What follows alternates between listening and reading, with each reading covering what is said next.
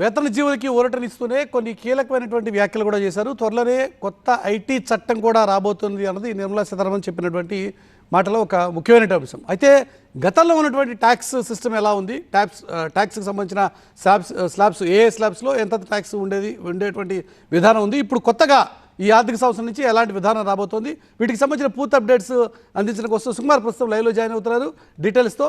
సుకుమార్ గారు, ఓవరాల్గా ఇక్కడ మనం గమనిస్తే గతంలో ఉన్నటువంటి విధానానికి ఇప్పుడు ఉన్నటువంటి విధానానికి కొంత వెసులుబాటు కనబడుతుంది. ఫిజికల్గా డైరెక్ట్గా నెంబర్స్లోనే అది కనబడుతుంది. 12 lakhs వరకు ఎగ్జంప్షన్ అని చెప్తున్నారు. కానీ అప్పటికి ఇప్పటికీ ఏ రకమైనటువంటి తేడాలు మనం గమనించేటువంటి ఆస్కారం ఉంది? డైరెక్ట్గా మధ్యతరగతికి ఎలాంటి ఊరటనిచ్చేటువంటి అంశం?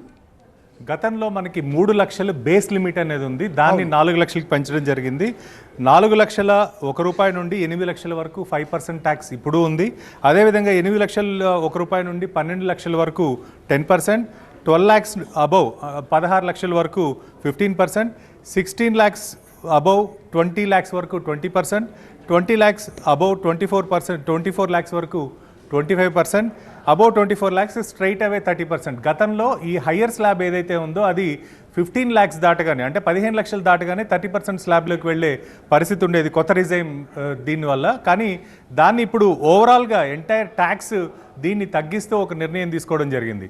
ఇదే కాకుండా బేస్ లిమిట్ కాకుండా మనకి అడిషనల్ బెనిఫిట్స్ ఏవైతే ఉంటాయో అండర్ సెక్షన్ 80cc కావచ్చు, మనకి హోమ్ లోన్ తీసుకున్న వాళ్ళకి ఇంట్రెస్ట్ రిబేట్స్ కావచ్చు, వీటన్నిటినీ కలిపి గతంలో 7 లక్షల రూపాయలు ఉన్న లిమిట్ ఇప్పుడు అదనంగా 5 లక్షల రూపాయలు యాడ్ చేసి దాదాపు 12 లక్షల రూపాయల వరకు ఎన్హాన్స్ చేయడం జరిగింది. దీనివల్ల ఎవరైతే ఎక్కువగా ఎంప్లాయ్మెంట్లో ఉంటారో, అంటే వేతన జీవులు ఉంటారో, వాళ్ళు ఎక్కువగా దీనివల్ల బెనిఫిట్ అయ్యే అవకాశం ఉంటుంది. ముఖ్యంగా దాంట్లో ఒకసారి మనం కనుక చూస్తే ఎవరెవరు ఎంత లాభపడతారో అనే విషయం కనుక గమనిస్తే క్లియర్గా ఇప్పుడు 12 లక్షల జీతం తీసుకుంటున్న వాళ్ళకి అడిషనల్గా 80,000 రూపాయలు అదనంగా మిగిలే అవకాశం ఉంటుంది. అదేవిధంగా 18 లక్షల జీతం తీసుకునే వాళ్ళకి 70,000 రూపాయలు అదనంగా వాళ్ళకి ఇన్కమ్, అంటే వాళ్ళ ట్యాక్స్ కట్టే పని లేకుండా వాళ్ళ దగ్గర మిగిలే అమౌంట్ కింద కనిపిస్తుంది. మరో విధంగా మనం గమనిస్తే 25 లక్షల జీతం తీసుకునే వాళ్ళు, అంటే ఎక్కువగా ఐటీ సెక్టార్లో, ఇన్ఫర్మేషన్ అండ్ టెక్నాలజీ సెక్టార్లో ఉన్న వాళ్ళు ఎక్కువగా ఈ స్లాబ్లో ఉంటారు. కాబట్టి ఈ స్లాబ్కి సంబంధించి 1,10,000 రూపాయలు దాదాపు ప్రతి సంవత్సరం సేవ్ చేసుకునే అవకాశం ఉంటుందని చెప్పి నిర్మలా సీతారామన్ గారు ఎస్పెషలీ ఈ ట్యాక్స్ సేవింగ్స్కి సంబంధించి టోటల్గా, అంటే ఇప్పటివరకు ఎవరెవరు ఎంతెంత సేవ్ చేసుకోవచ్చు అనే విషయాన్ని కూడా ఎగ్జాంపుల్స్, ఇలిస్ట్రేషన్స్ తోటి తను చెప్పడం జరిగింది. కాకపోతే ఇప్పుడు నార్మల్గా వ్యాపారం చేసేవాళ్ళు కావచ్చు, వీళ్ళందరూ వాళ్ళ ట్యాక్స్ ఎగ్జంప్షన్ కోసం ఏదైతే మ్యూచువల్ ఫండ్స్, అదేవిధంగా మనకి స్టాక్ మార్కెట్స్లో ఇన్వెస్ట్మెంట్స్ కావచ్చు, లేకపోతే వడ్డీ ఏదైతే కడుతూ ఉంటారో ఇంటి లోన్ మీద, దాని రిబేట్ విషయంలో కావచ్చు, అక్కడ ఎలాంటి మార్పులు వాళ్ళకి కూడా ఉండే అవకాశం లేదు. సో మరొక ముఖ్యమైనటువంటి అంశం, ఓవరాల్గా మనం ఇప్పుడు ఐటీలో చూసుకుంటే 2 కీలకమైనటువంటి అంశాలు కనబడుతున్నట్టుంది. ఒకటి, జీరో ట్యాక్స్ అనేది గతంలో 3 lakhs వరకు ఉంటే ఇప్పుడు అది 4 lakhsకి వర్తిస్తుంది. And at the same time 15 lakhs and above జీతం తీసుకునేటువంటి వాళ్ళు 30% స్లాబ్లోకి వెళ్ళేటువంటి వాళ్ళు ఇప్పుడు 25 lakhs తీసుకుంటే తప్ప 30% స్లాబ్లోకి వెళ్ళేటువంటి ఆస్కారం లేదు. ఈ 2 కీలకమైనటువంటి అంశాల మరొకసారి రీటరేట్ చేస్తే,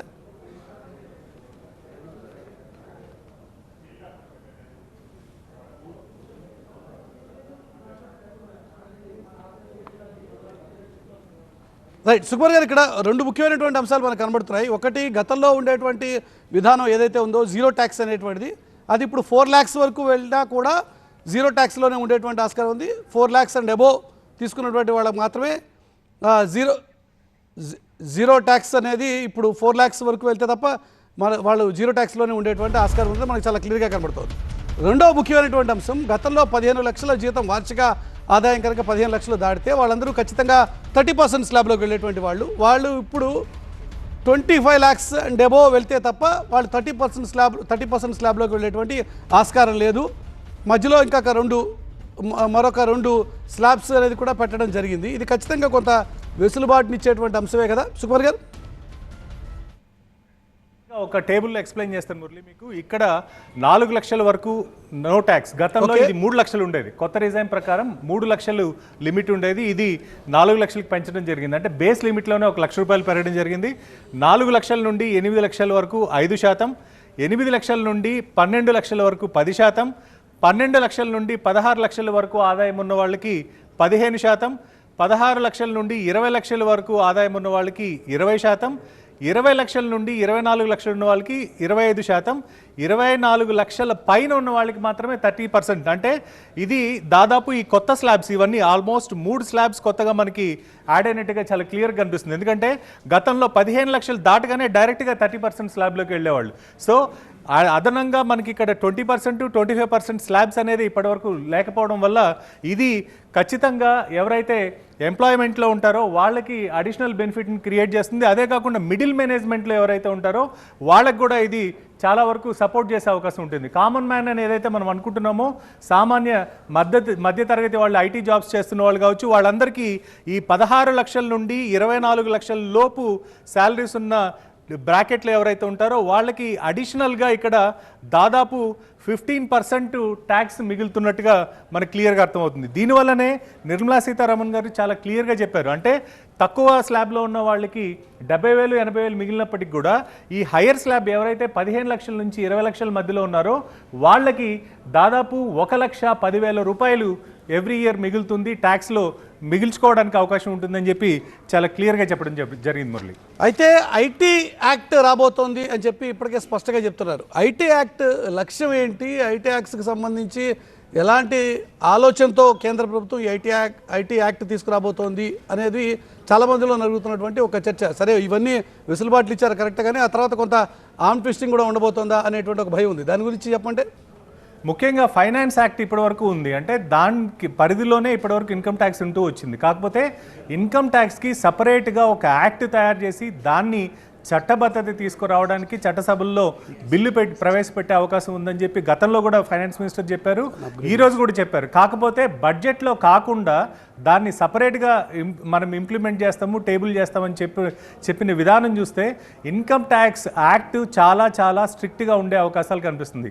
గతంలో ఎప్పుడు కూడా మనకి స్క్రూటినైజ్ చేసిన తర్వాత, అంటే మీరు తప్పు చేశారని ఒక నోటీస్ పంపించిన తర్వాత ఎక్స్ప్లెనేషన్ ఇచ్చి ట్రస్ట్ బిల్డ్ చేసుకోవాల్సిన పరిస్థితి ఉండేది. కానీ రాబోయే రోజుల్లో ట్రస్ట్ ఫస్ట్, తర్వాత స్క్రూటినైజ్ నెక్స్ట్ అని తను చాలా క్లియర్గా ఆ పదాన్ని కూడా వాడడం జరిగింది.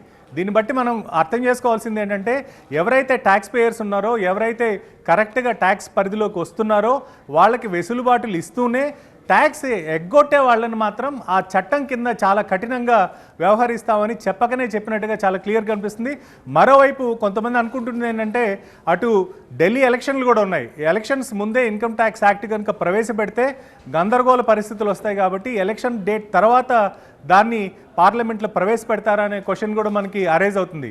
కానీ ఇన్కమ్ ట్యాక్స్ యాక్ట్ ఏదైతే ఉందో అది కామన్ మ్యాన్కి ఫ్రెండ్లీగా ఉంటూనే ఎవరైతే ట్యాక్స్ అవాయిడర్స్ ఉంటారో, అంటే ఎక్కువగా పన్నులు ఎగ్గొట్టడం కావచ్చు, అధికంగా క్యాష్ తీసుకెళ్ళి బ్యాంకుల్లో డిపాజిట్ చేయడం కావచ్చు, లేకపోతే క్యాష్ రూపంలో ట్రాన్సాక్షన్ చేస్తున్న వాళ్ళు కావచ్చు, వీళ్ళందరినీ కట్టడి చేయడానికి ఇన్కమ్ ట్యాక్స్ యాక్ట్ చాలా చాలా స్ట్రాంగ్గా తీసుకొస్తారనేది ఈరోజు పార్లమెంట్లో నిర్మలా సీతారామన్ గారి మాటలను బట్టి మనం అర్థం చేసుకోవచ్చు మురళి. ఓకే, థ్యాంక్ యూ సుమార్ గారు. దీని